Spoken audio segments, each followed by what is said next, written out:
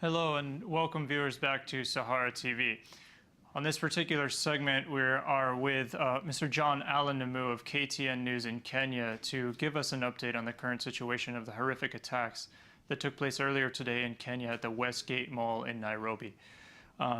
Thank you, Mr. Namu, for being with us here on Sahara TV. All right, you're welcome. So, sir, from what you've been hearing and understand, you've been monitoring the situation quite intently. What is the current situation and what has been going on the ground as far as recovery, and has the siege in fact ended at this time? At this time, I can confirm that the siege has not ended. The people who took the Westgate shopping mall in Westlands in Nairobi are still within the premises, precincts of that shopping mall. Latest reports indicate that the police and it's really a multi-agency task force, strike team that has them pinned down somewhere within one of the shopping mall's shops. So the battle continues, so to speak. But as of now, the siege has yet to end. When it's not clear whether there still are witnesses, rather not witnesses, but rather hostages inside the Westgate shopping mall. However, as at this point, the Red Cross and other agencies have confirmed that 29 bodies have been taken out of the scene, and about 50 people were injured in that attack that took place shortly before 1 p.m. this afternoon.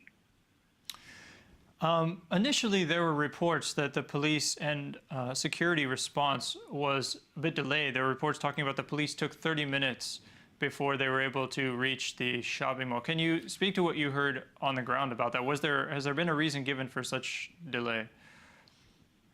Actually, the reports I've heard are quite the contrary. I hear that the police responded in time, but the response was based on the premise that the attack was not the kind of attack that it seems to be evolving to be, but rather a robbery targeted at one of the three banks within that shopping mall. So insofar as the police response being lackadaisical, I really cannot confirm that. What I've heard is that the police were on the scene as early as 1 p.m. But as the situation developed and they got to know more about what was going on, police presence had to be beefed up considering the number of estimated combatants that took the building. And that's how that situation developed into the standoff that we currently have right now. In terms of the response of multi-government agencies, the Inspector General of Police himself has been on the scene leading and coordinating the strike back by the government agencies, as well as the Internal Security Minister, Mr. Joseph Olelenku. All the security's top brass is down at the Westgate Mall, coordinating those attempts to retake Westgate from these combatants at this point. So the response has been quite good. However, it has to be said that they have not been able to retake the shopping mall from 1 p.m., which is well over 6 or 7 hours now. Which is something that has worried quite a number of people, a lot of security analysts and the public in general, about what the next moves are in terms of the security situation in Westlands and the retaking of Westgate shopping mall. Have security agencies been able to say to the number of attackers that they believe carried out this attack on the mall? Initially, there were reports that there were about 18, but later on, those reports were updated to say that the number cannot really be known for certain.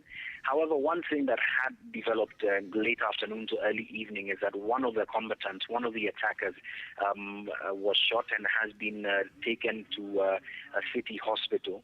And after receiving treatment, it's expected that he'll be interrogated to try and give the police more leads as to who was behind this attack. But that's the situation so far. Yes, we understood that as well from some of the reports that there's been speculation, but no actual confirmations yet on who police or security forces believe to be behind this. Now, given the past current Kenyan military presence in Somalia, there have been vows by Al-Shabaab to carry out attacks in Nairobi in retaliation for Kenyan operations in Somalia. Now, given that this may be, and most likely is, terrorist in nature, given some of the reports, in fact, that they just started indiscriminately shooting in the shopping mall, and in fact, the police, like you mentioned, had to beef up once they discovered this was not your average robbery or some type of attack like that. Is Kenya in deniability, do you think, about its problem with terrorism, or that it faces a bigger problem than might be initially believed? I wouldn't say Kenya is in deniability about the problem of terrorism. It knows its enemies very well, and it knows the intention of the Al-Shabaab, or rather the intentions of the Al-Shabaab since Operation Linda Inchi, which is where the Kenya Defense Forces marched into Somalia in October 2011. Those intentions are clear. However, as regards this attack in particular, at this point, I really would be going out on a limb to say that it is a terrorist attack for sure. We are not certain of that, especially given the statement of the Al-Shabaab on their official Twitter page not more than a couple of hours ago, maybe 1 or 2 hours ago, which was rather circumspect, saying that Kenya is reaping from the fact that its forces are in Somalia, but not claiming direct responsibility. At a point such as this, with such a high body count, and such a crucial standoff taking place, one would expect that the Al-Shabaab, which is the foremost terrorist organization in the region, would have claimed direct responsibility for the attacks, but they haven't. So we really cannot say that at this point the Al-Shabaab or any other terrorist group is indeed responsible. However, it has the markings, and it has all the hallmarks of an attack that is well coordinated by people who probably know how to use semi-automatic and automatic rifles, as well as other munitions very well, indicating that they may have some sort of training. Now, as to where they got this training, we cannot say for certain.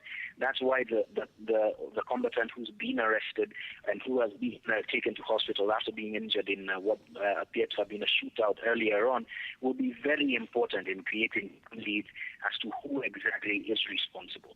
In terms of saying that Kenya is in denial about its terrorist problem, I wouldn't go as far as saying that. I would say that the Kenyan government takes very seriously the challenges that are presented inherently in fighting a terrorist organization such as the Al-Shabaab and the asymmetrical warfare that they have taken to using since the retaking of Mogadishu.